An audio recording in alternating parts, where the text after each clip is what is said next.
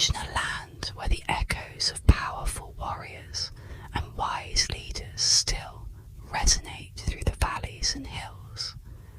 This is the land of the Zulu Kingdom, a realm that emerged from the depths of southern Africa's history to leave an indelible mark on the continent. The Zulu, with their unmatched bravery and intricate social structures, built a society that stood the test of time, influencing the course of African history in profound ways. Welcome to the ASMR History Channel. In this soothing exploration, we'll delve into the rich and vibrant history of the Zulu Kingdom, a formidable and influential society in African history. The Zulu Kingdom, renowned for its fierce warriors and iconic leaders like Shaka Zulu, played a pivotal role in shaping the cultural and political landscape of southern Africa. Throughout this video, I'll gently guide you through the origins, rise, and cultural heritage of the Zulu people. We'll explore their early migrations, the formation of their unique cultural identity, and the leadership structures that laid the foundation for their powerful kingdom. Settle in, relax, and let the whispers of history carry you back in time as we uncover the fascinating story of the Zulu Kingdom. The story of the Zulu people begins with the Great Bantu Migrations, a series of movements that saw Bantu-speaking peoples spread from their original homeland in Central Africa to various parts of the continent. These migrations, which started around 1000 BCE, were driven by the search for fertile land, favourable climates, and new opportunities for growth and settlement.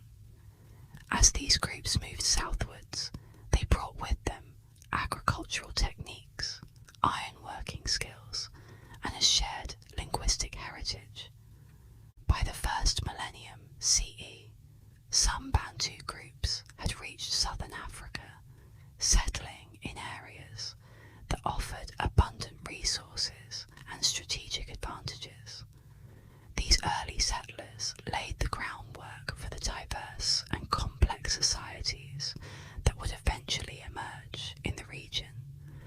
Among these groups were the ancestors of the Zulu people, whose journey and evolution would lead to the formation of one of Africa's most powerful kingdoms. Within the broader Bantu family, the Nguni group began to differentiate itself around the early centuries of the Common Era.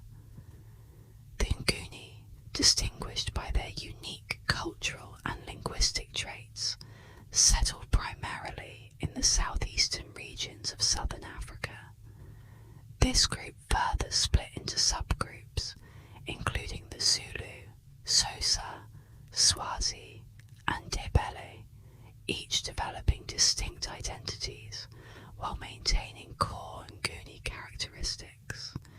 The Nguni people were known for their pastoralist lifestyle, relying heavily on cattle herding, which held significant cultural and economic importance. Their social structures were organised around kinship and clan affiliations, fostering a sense of unity and cooperation within communities. This period of differentiation and settlement set the stage for the emergence of the Zulu as a distinct group within the Nguni family. The early Zulu clans began to form as smaller kinship groups united under common leadership.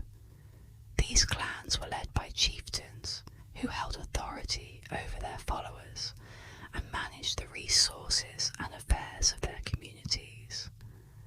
Leadership was typically hereditary, passing from father to son, which helped maintain stability and continuity within the clans.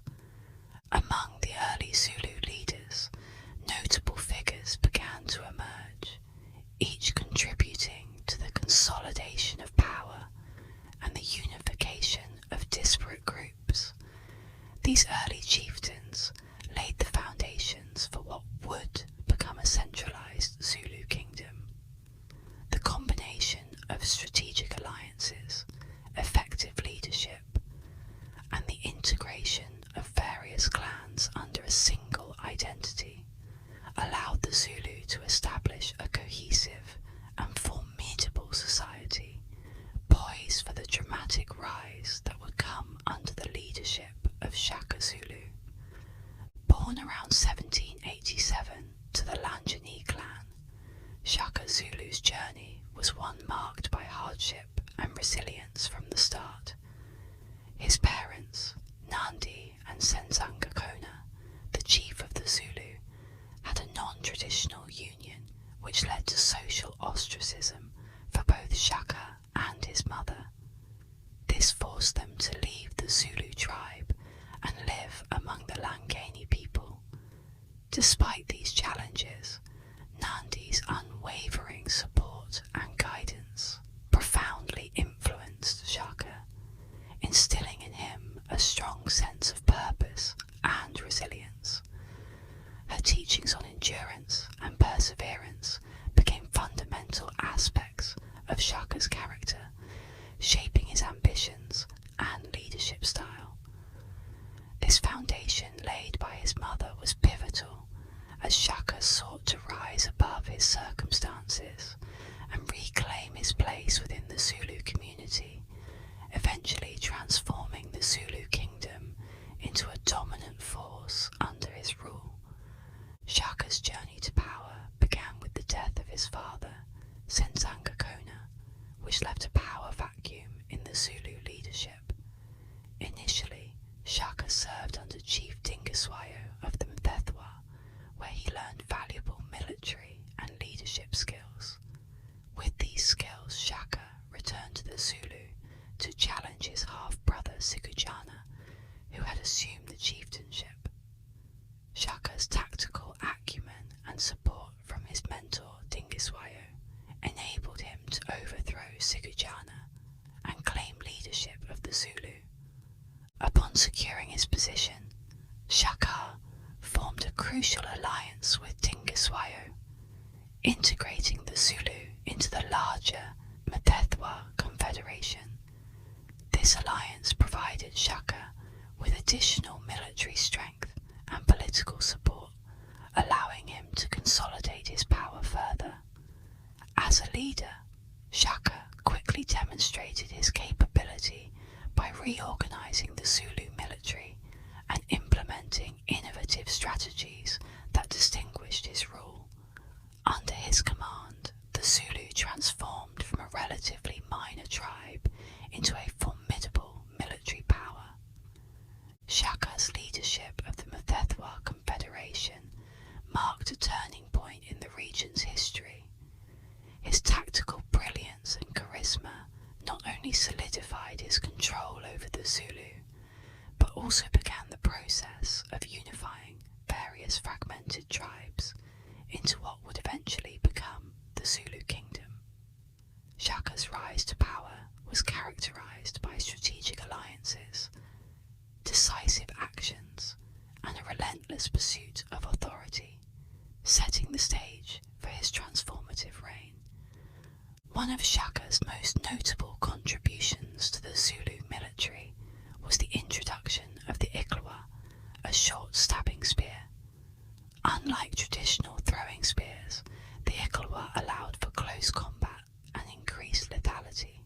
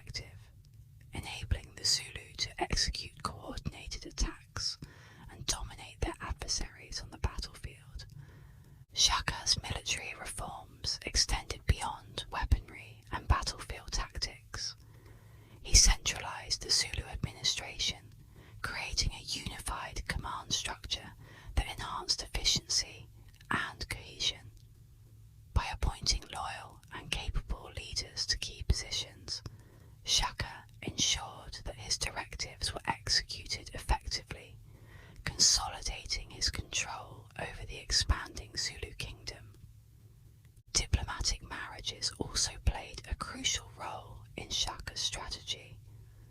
By marrying off his sisters and other female relatives to influential leaders of neighbouring tribes, he forged alliances that strengthened his political network and reduced the likelihood of rebellion. These marriages facilitated the integration of various clans into the Zulu Kingdom, promoting stability and unity.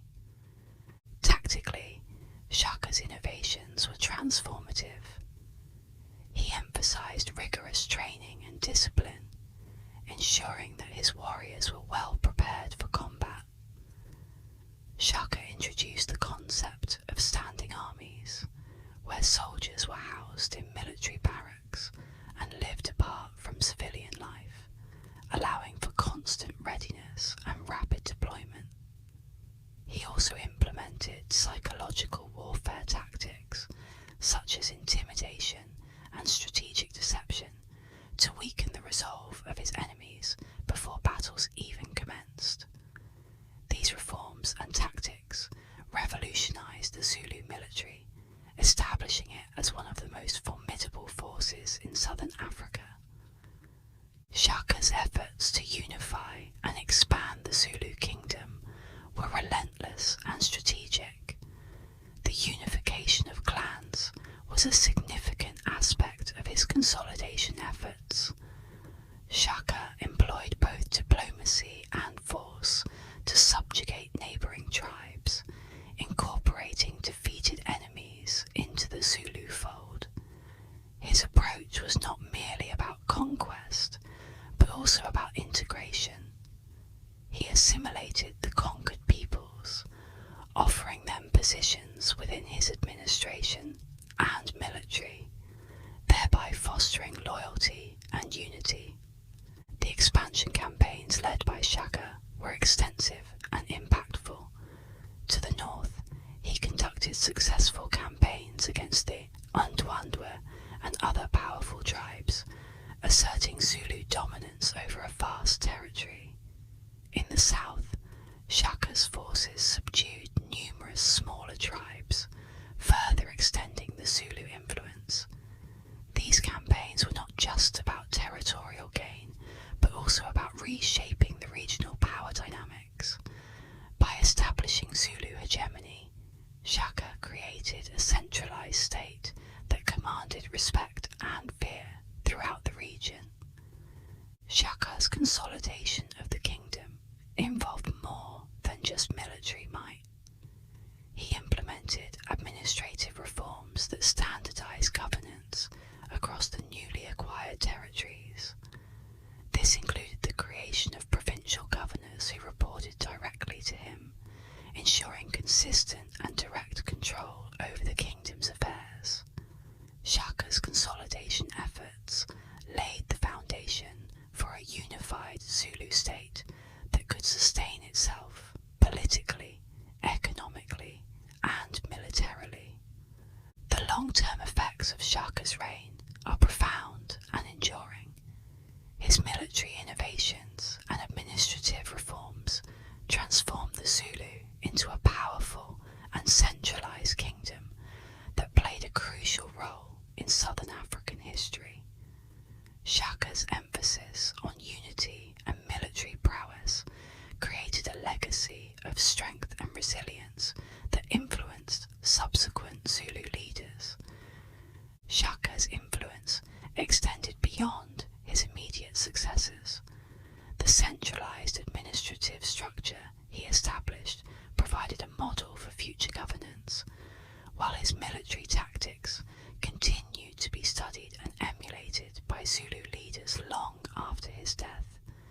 Shaka's legacy also had cultural implications, as the Zulu identity and pride were significantly shaped by his reign. His ability to unify various tribes under a single banner created a sense of national identity that persisted through generations. Moreover, Shaka's impact on regional politics was substantial. His conquests and the resulting migrations of displaced tribes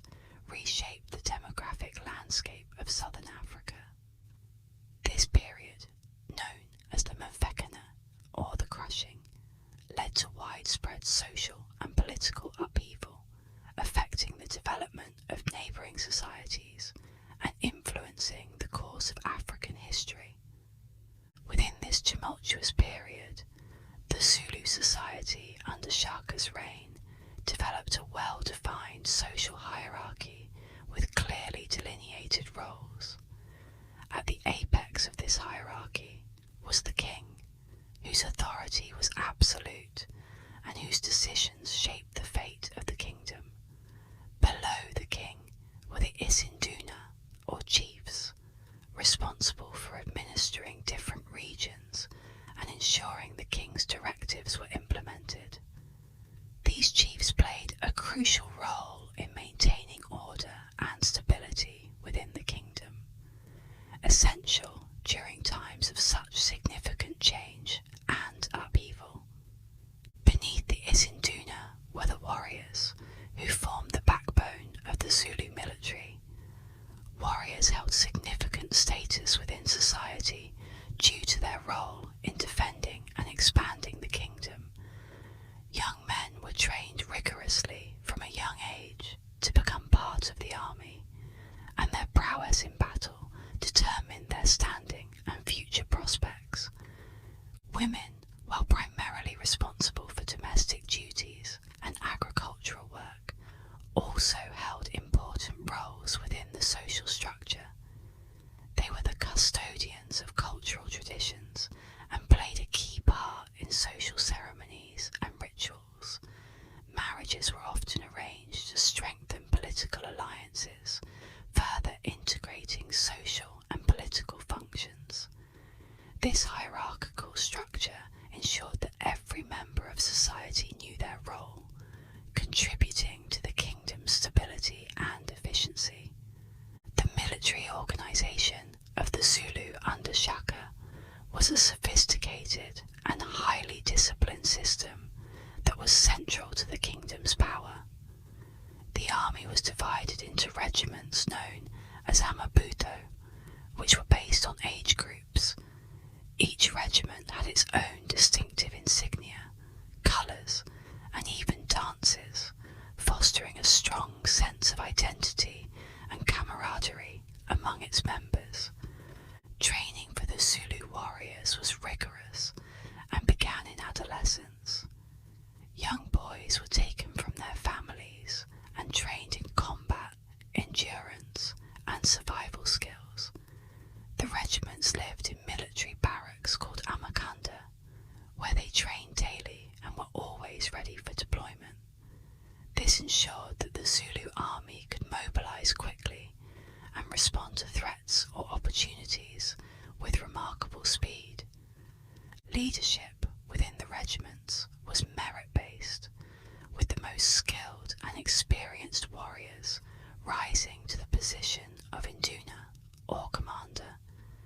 These leaders were responsible for training their men and devising strategies for battle. Shaka's military reforms, including the use of the iklwa and the buffalo horns formation, were executed with precision by these regiments, making the Zulu army one of the most feared forces in southern Africa. The organisation and discipline of the Zulu military were key factors in the kingdom's success and expansion.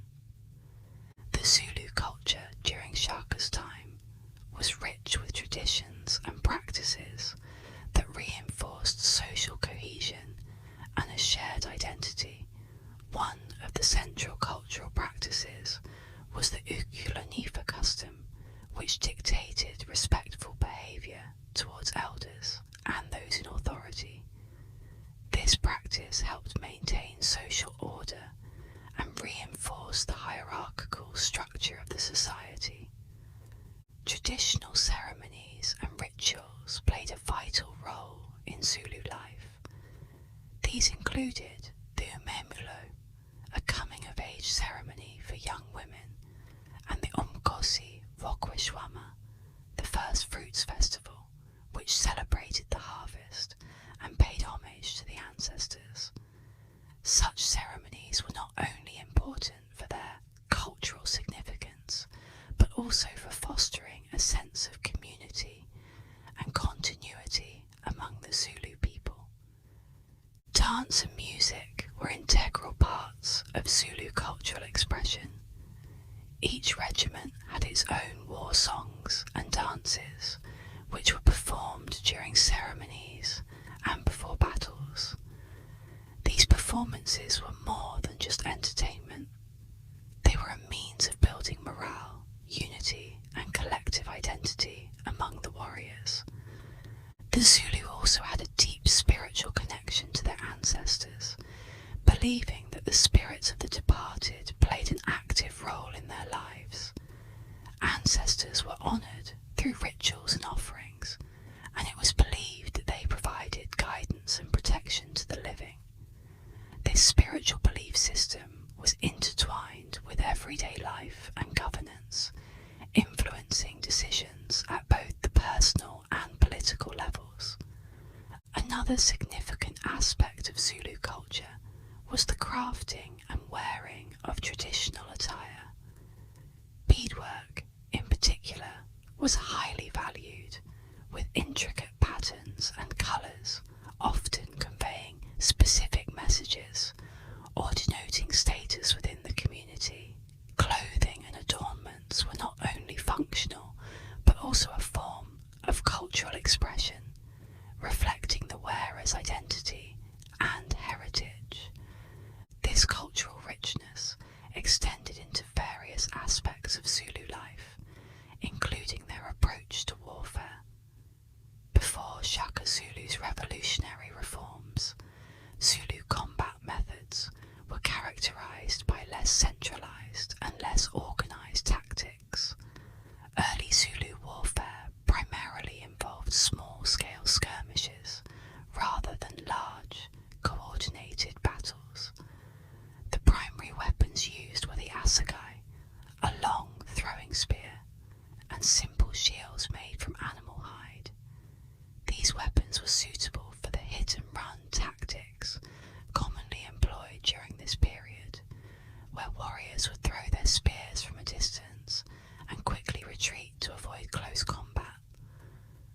The Zulu were also influenced by the warfare tactics of neighbouring tribes, such as the Nguni and the Mthethwa, who practiced similar combat styles. These early conflicts were often driven by disputes over resources, territory, and cattle, which were a central aspect of the economy and social structure. Leadership during battles was relatively decentralised, with local chiefs leading their own warriors, leading to less cohesive military strategies and less effective outcomes in larger confrontations. Shaka Zulu's ascension to power marked a dramatic transformation in Zulu military practices.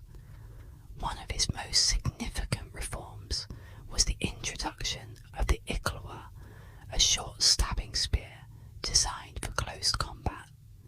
This weapon replaced the traditional throwing spears, encouraging warriors to engage directly with their enemies.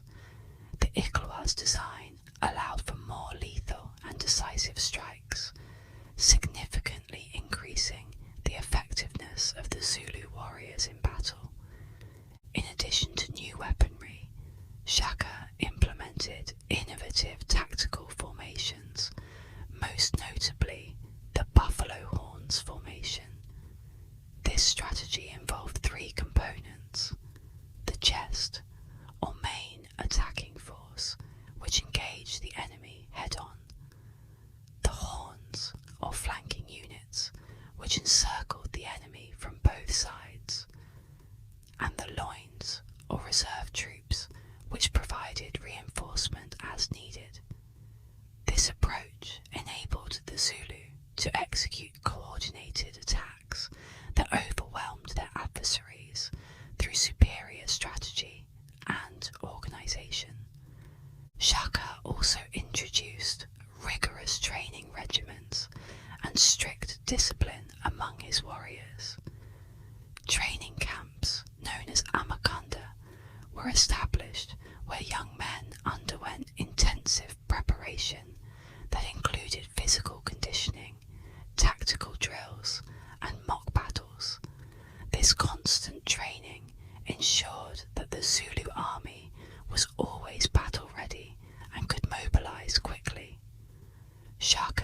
emphasis on discipline extended to the battlefield, where strict obedience to orders and coordinated manoeuvres were crucial for success. These reforms not only enhanced the Zulus' combat effectiveness, but also instilled a sense of unity and purpose among the warriors. During Shaka's reign, several key battles and conflicts showcased the effectiveness of his military reforms and strategic genius. One of the most notable engagements was the Battle of Cockley Hill in 1818, where Shaka's forces decisively defeated the Ndwandwe under the leadership of Swide. Utilising the buffalo horns formation, Shaka's warriors encircled and crushed the Ndwandwe, demonstrating the superiority of his tactics. Another significant conflict was the Battle of Mulatu's River in 1820, which marked the culmination of a series of clashes with the Ndwandwe. Shaka's forces once again employed their innovative strategies to outmaneuver and decisively defeat their opponents, solidifying the Zulus' dominance in the region. These victories not only expanded the Zulu territory, but also enhanced Shaka's reputation as a formidable military leader. However, Shaka's reign was not without its challenges and defeats. The Battle of Kirkley Hill in 1828, for instance, saw the Zulu facing a well-coordinated attack from the allied forces of the Ndwandwe and other rival tribes. Despite their tactical prowess, the Zulu were forced to retreat, highlighting the limitations and vulnerabilities even within Shaka's well-trained army. Following Shaka's assassination in 1828, his half-brothers Dingane and Mpande played significant roles in the continuation and evolution of the Zulu Kingdom. Dingane, who succeeded Shaka, is often remembered for his complex and tumultuous reign. His ascent to power was marked by intrigue and violence, as he conspired with other leaders to eliminate Shaka. Once in power, Dingane's rule was characterised by efforts to consolidate his authority and stabilise the kingdom, which had been profoundly transformed under Shaka's military and administrative reforms. One of Dingane's most notable actions was the massacre of the Voortrekkers at the Battle of Blood River in 1838. This event was a response to increasing pressure from European settlers and is considered a defining moment in the Zulu-Boer conflicts. Despite his efforts to maintain Zulu sovereignty, Dingane faced internal strife and external threats, leading to his eventual downfall. In 1840, he was overthrown by his brother Mpande, who had garnered significant support from both Zulu factions and Boer allies. Mpande's reign, which lasted until 1872, was markedly different from Dingane's. He is often credited with bringing a period of relative peace and stability to the Zulu Kingdom. Mpande's leadership style was more conciliatory, and he focused on internal development and consolidation rather than expansionist military campaigns. Under Mpande, the kingdom saw a resurgence in agricultural productivity and social cohesion. However, his reign also laid the groundwork for future conflicts with both neighbouring African states and European settlers, as the Zulu continued to assert their dominance in the region. Cetshwayo Kampande, Mpande's son, is one of the most prominent figures in Zulu history, known for his leadership during the Anglo-Zulu War of 1879. Ascending to the throne in 1872, Cetshwayo sought to restore the military power and independence of the Zulu Kingdom. His reign was characterized characterised by efforts to modernise the Zulu military while maintaining the traditional social structures that had defined Zulu society. Cetshwayo's most significant challenge came with the British invasion in 1879, aimed at subjugating the Zulu and incorporating their territory into the British Empire. The Battle of Isandlwana, where the Zulu forces inflicted a devastating defeat on the British, is one of the most famous events of Cetshwayo's reign. This victory demonstrated the effectiveness of Zulu tactics and the resilience of their warriors. However, the initial success was short-lived, as the British regrouped and eventually defeated the Zulu at the Battle of Ulundi. Cetshwayo was captured and exiled, marking the end of the Zulu Kingdom's independence. In the aftermath of the Anglo-Zulu War, the Zulu Kingdom was fragmented, but leadership continued under figures like Dinuzulu, Cetshwayo's son, who attempted to navigate the complex political landscape of colonial southern Africa. Dinuzulu's efforts to restore Zulu autonomy met with limited success, as the kingdom was increasingly drawn into conflicts with both the British and Boer settlers.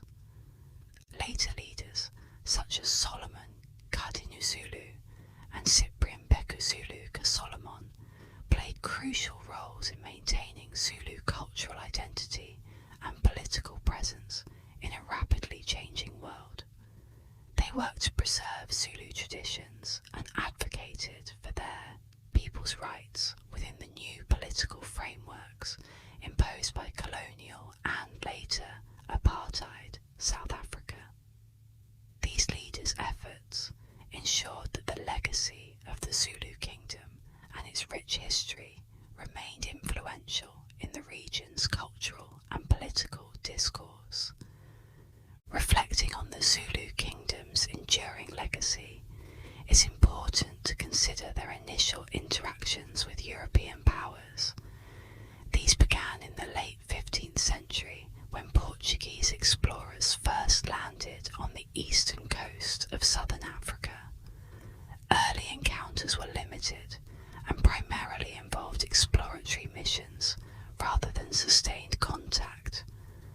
By the 17th century, Dutch traders from the Cape Colony began to establish more regular interactions with various African communities, including the Zulu, primarily driven by the lucrative ivory and cattle trade. As European interest in southern Africa grew, so did the contact between the Zulu and the British. By the early 19th century, British traders and missionaries began to penetrate deeper into the region. These interactions were initially peaceful and centered around trade. The Zulu traded cattle, ivory, and other goods in exchange for European manufactured items such as textiles, weapons, and tools. These exchanges had a significant impact on the Zulu economy and social structure, introducing new technologies and goods that were previously unavailable. However, as the British and other European powers expanded their colonial ambitions, the nature of their interactions with the Zulu shifted from trade to conflict. The increasing European encroachment on Zulu territory and resources set the stage for more aggressive and confrontational encounters in the decades to come. The arrival of the Boers, Dutch settlers who moved into the interior of southern Africa from the Cape Colony, marked the beginning of a prolonged period of conflict with the Zulu.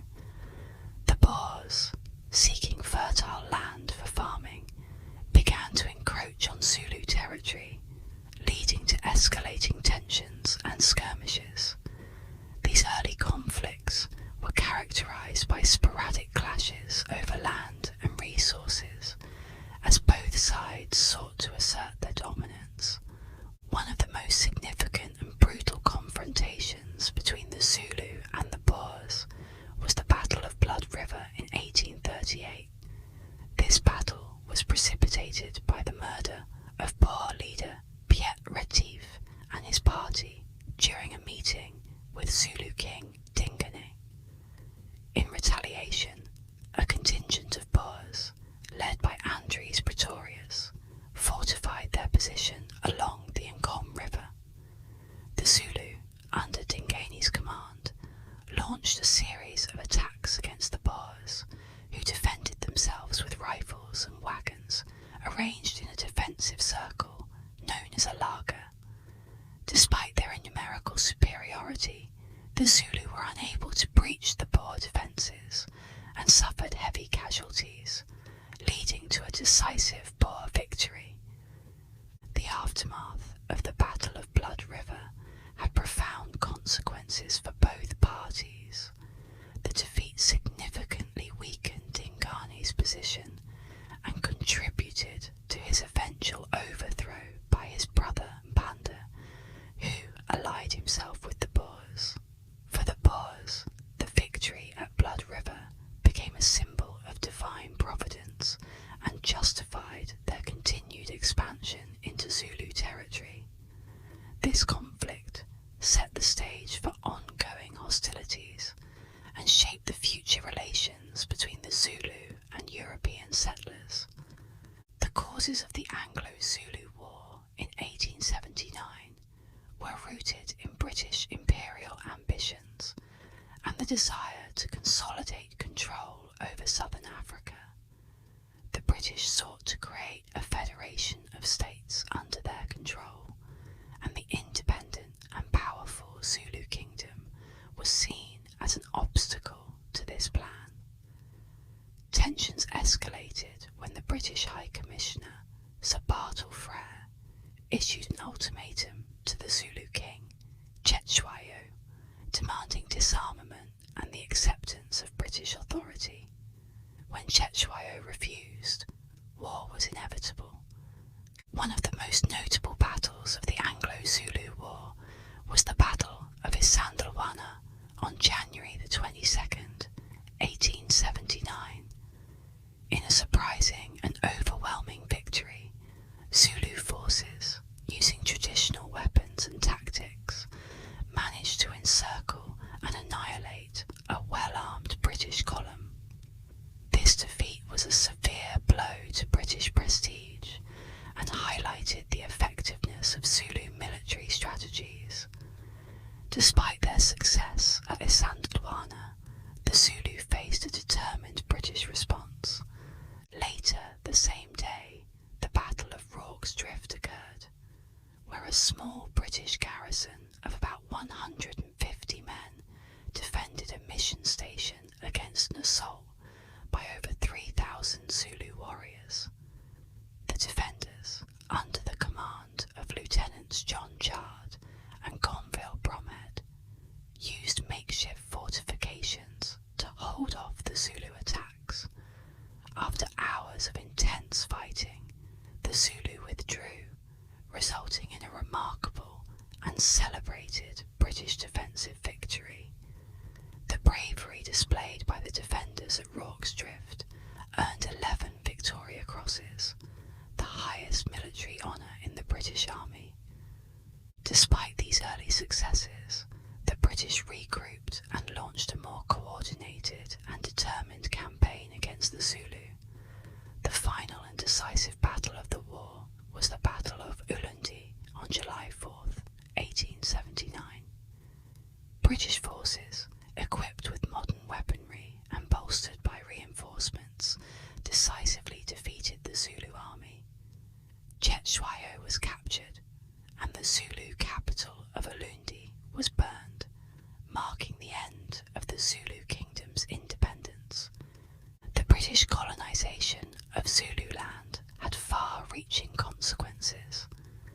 The defeat and subsequent division of the Zulu territory into smaller chieftainships under British control fragmented the kingdom and weakened its social and political structures. This period marked the beginning of a new era in Zulu history, characterised by resistance to colonial rule and efforts to preserve Zulu identity and autonomy in the face of increasing European domination.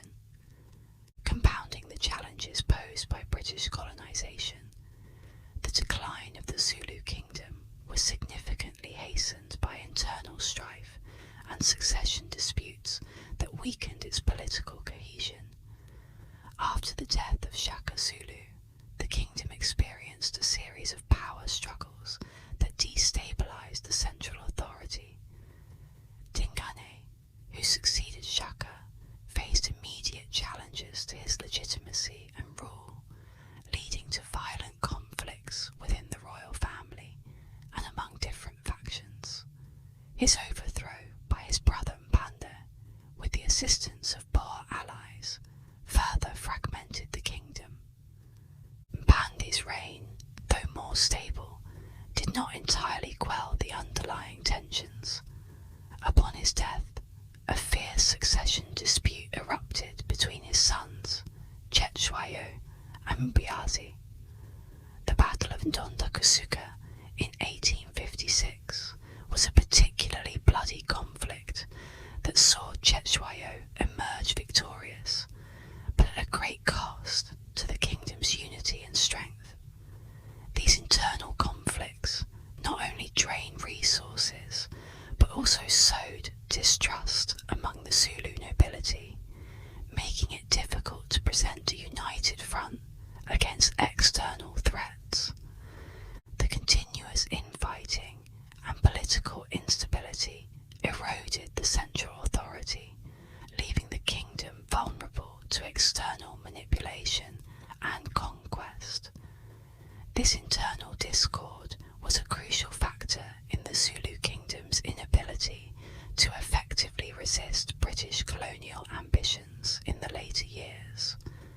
The British annexation of the Zulu Kingdom in the late 19th century marked the definitive end of its sovereignty. After the Anglo-Zulu War of 1879, the British victory at the Battle of Ulundi and the capture of King Cetshwayo led to the formal annexation of Zululand. The British dismantled the central authority of the Zulu Kingdom, dividing the territory into 13 smaller chieftainships. This fragmentation strategy was designed to weaken Zulu resistance and prevent the re-emergence of a unified Zulu state. The immediate aftermath of annexation was marked by significant social and political upheaval. The traditional power structures were disrupted as British colonial administrators imposed new systems of governance. The Zulu people were subjected to colonial policies that aimed to integrate them into the broader colonial economy and society, often at the expense of their cultural practices and autonomy.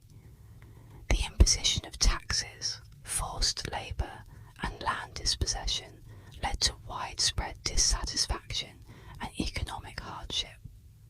Despite these challenges, the Zulu people continued to resist colonial rule through various means. This resistance culminated in the Bambatha Rebellion of 1906, a significant uprising against the oppressive colonial policies, particularly the imposition of a poll tax.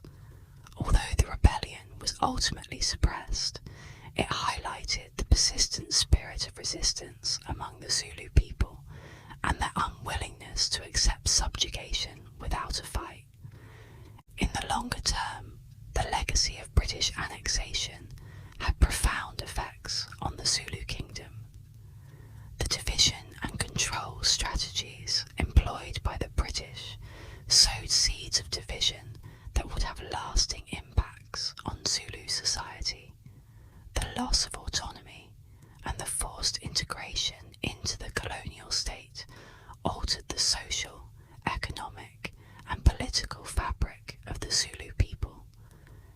However, the resilience and cultural pride pride of the Zulu endured, with their history and heritage continuing to be a source of strength and identity in the face of ongoing challenges.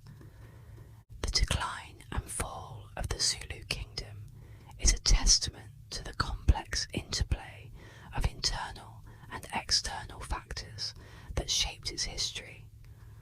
While internal strife weakened its defences, the overwhelming force of British colonial ambitions ultimately brought about its downfall, leaving a legacy of resistance and resilience among the Zulu people. This legacy has had a profound impact on South African history, shaping the nation's socio-political landscape and cultural identity. The Zulu Kingdom, under the leadership of figures like Shaka, Dingani and Cetshwayo, played a crucial role in the region's resistance against colonial expansion. Their military strategies, political organisation and resilience in the face of European encroachment are significant chapters in South Africa's history. The Zulu Wars, particularly the Anglo-Zulu War of 1879, underscored the complexities of resistance and adaptation during the colonial era. The defeat at Sandawana remains a symbol of indigenous resistance against overwhelming odds, and the subsequent battles and treaties influenced the colonial administration's policies towards native populations. The legacy of these conflicts can be seen in the continued struggle for autonomy and recognition by various South African communities. Furthermore, the Zulu Kingdom's centralised governance model and military innovations have been studied and admired, influencing subsequent political movements and resistance strategies in South Africa. The Zulu people's resilience and cultural pride continue to inspire contemporary movements for social justice and equality, reflecting their enduring influence on the nation's collective consciousness. Modern Zulu culture and identity are vibrant and resilient, reflecting a deep connection to their historical roots, while also adapting to contemporary challenges. The Zulu people have managed to preserve many of their traditional practices, including language, dance, music, and rituals, which play a significant role in their community life and cultural expression. Ceremonies such as the annual reed dance or Mkosi Wambalanga continue to celebrate Zulu heritage and reinforce social cohesion. The legacy of the Zulu Kingdom also manifests in the political sphere.